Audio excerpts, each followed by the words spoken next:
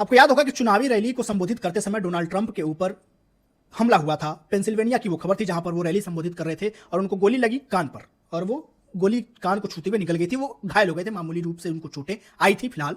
लेकिन एक बार फिर डोनाल्ड ट्रंप पर हमला हुआ है। देर रात यानी शनिवार की रात को वाशिंगटन के हिल्टन होटल में ये हमला उनके ऊपर हुआ, जब एक कार्यक्रम के दौरान वो मुख्य अतिथि के तौर पर वहां मौजूद थे और सिर्फ डोनाल्ड ट्रंप नहीं, अमेरिका के तमाम बड़े नेता उस हॉल में मौजूद थे जहां पर एक कार्यक्रम आयोजित हो रहा था हिल्टन होटल में वाशिंगटन के।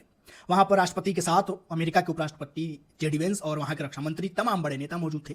और अचानक से कार्यक्रम के दौरान एक साउंड आता है, एक आवाज आती है। पहले लोग समझ नहीं पाते, फिर बाद में लोगों को लग गया कि यहां पर गोलीबारी हुई है। जो अभी रिपोर्ट आ रही है उसके मुताबिक 4 से 5 राउंड की फायरिंग हुई, लेकिन सबसे अच्छी बात यह कि किसी के घायल होने की खबर अभी तक नहीं आई है। अब सवाल यह है कि डोनाल्ड ट्रंप की सुरक्षा में इतना बड़ा चूक आखिर हो कैसे रहा है। रैली के दौरान गोली चलना, फिर उसके बाद एक बार और उनके ऊपर हमला करने की कोशिश की गई, फिर उसके बाद से अब कल देर रात शनिवार की रात भी उन पर हमला करने का प्रयास किया गया। तो यहां पर उनके सुरक्षा को लेकर के बड़े सवालिया निशान खड़े हो रहे हैं, क्योंकि दुनिया के टॉप मोस्ट लीडर्स में उनकी काउंटिंग हो रही है और सुपर पावर कहने वाला अमेरिका और वहां के राष्ट्रपति के ऊपर जब लगातार हमले होने लगे तो फिर ये चिंता का सबब वहां की सुरक्षा एजेंसियों के लिए बनता है, एफबीआई के लिए बनता है, सीक्रेट सर्विस के एजेंट्स के लिए बन जाता है कि क्या ये चूक कहां से और कैसे हो रही है।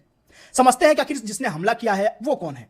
देखिए, अभी उसकी पूरी रिपोर्ट्स और पूरी जानकारी समझ में सामने अभी तक नहीं आ पा रही है, लेकिन जो जानकारियां अब तक मिल पाई हैं उस हमले करने वाले व्यक्ति के बारे में, उस हमलावर के बारे में, वो मैं आपको बता देता हूं। देखिए, हमलावर 31 साल का कोल थॉमस एलन, जिसके बारे में जो जानकारी आ रही है वो ये कि वो मैकेनिकल इंजीनियर और कंप्यूटर साइंस का छात्र रह चुका है। ऑनलाइन प्रोफाइल्स जो मिल रही है उसके मुताबिक कैलिफोर्निया इंस्टीट्यूट ऑफ टेक्नोलॉजी से मैकेनिकल इंजीनियरिंग की डिग्री हासिल की थी और बाद में कंप्यूटर साइंस में मास्टर्स किया।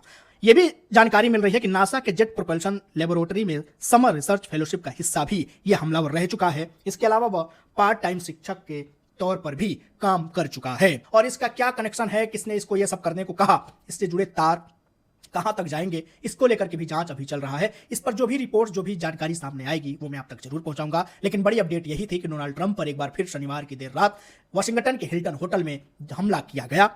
सबसे अच्छी बात यह कि किसी के हताहत होने की खबर नहीं है और सभी जो बड़े नेता वहां मौजूद थे सबको सुरक्षित एजेंसियों ने बाहर उस हॉल से निकाल लिया।